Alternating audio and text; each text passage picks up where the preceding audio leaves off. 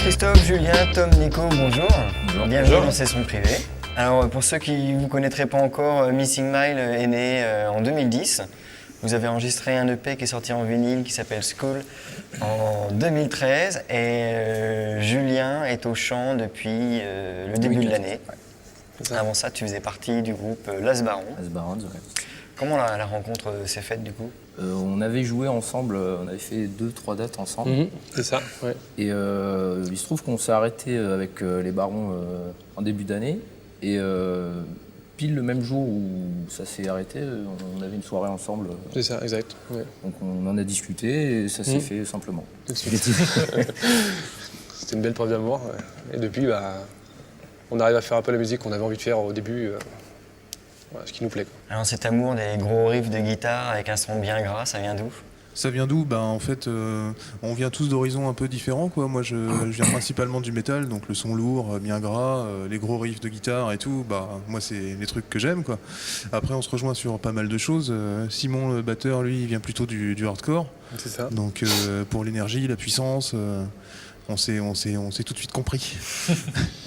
Voilà, et puis je vais laisser la parole aux autres. Moi, c'était principalement les groupes des années 90, tout ce qui est Pixies, Nirvana, Soundgarden. La musique des années 70 avec une sonorité plus typée 90, tu vois. C'est un peu un mélange comme ça, de stoner. Donc ouais, c'est ce qu'on aime. On arrive à mettre un peu tous nos ingrédients dans les compos, puis ça sort. Pour l'instant, ça sort comme on aime. Donc le disque que vous avez sorti, School, en 2014, donc Julien n'était pas encore dessus. Non, tout à fait. Et la super pochette, c'est toi qui l'as dessinée. Ouais. Enfin, oui, ça a été fait, ouais, par moi. Il y a une illustration à l'intérieur qui a été faite par un illustrateur qu'on a connu Via Internet.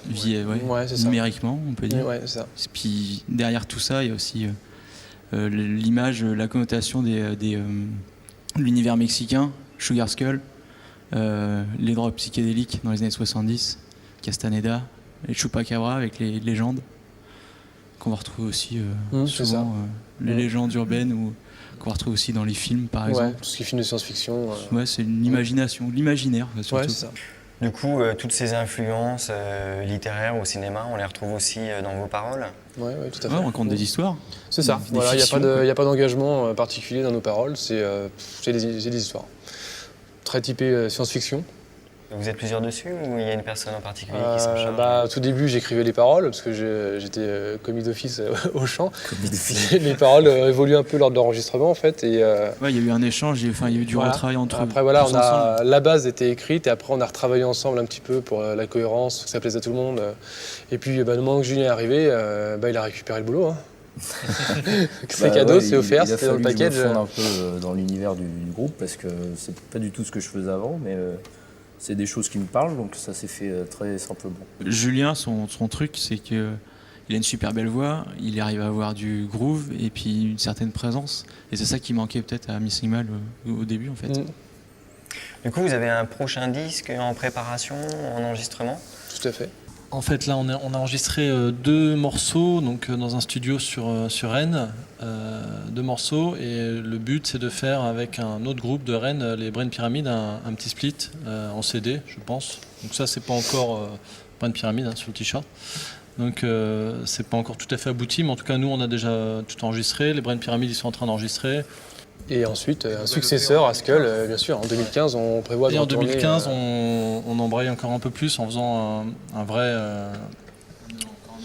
un gros EP, en fait, EP, peut-être un peu plus important que le premier, mais histoire de continuer à progresser, quoi.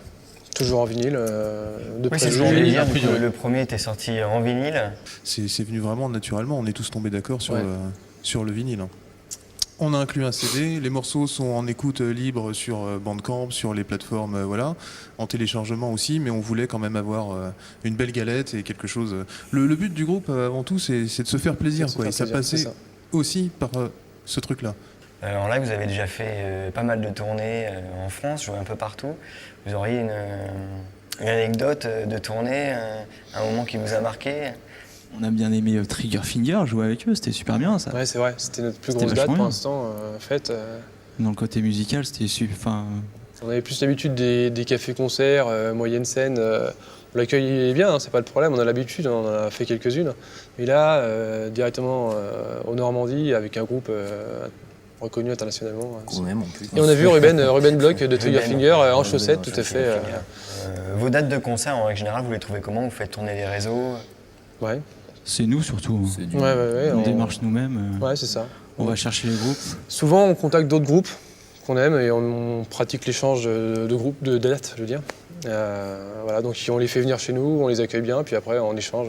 On espère qu'il fasse ça. On espère qu'ils nous appellent et on fait la même chose. Voilà. Ou des associations généralement, mais là depuis peu ça commence à être l'inverse. C'est plutôt les gens qui viennent vers nous Ouais. pour nous proposer des plans. Puis partout en France, hein, on a sur Paris, Lyon, Dreux aussi, février, et on a même des touches directement en Hollande. Donc voilà, à concrétiser pour l'instant. Ouais. Ce serait une première tournée à l'étranger? ça, À là, l'étranger, ça serait une première tournée, ouais, tout à fait. On le prévoit depuis quelques temps, mais là on commence à avoir des touches, donc pourquoi pas.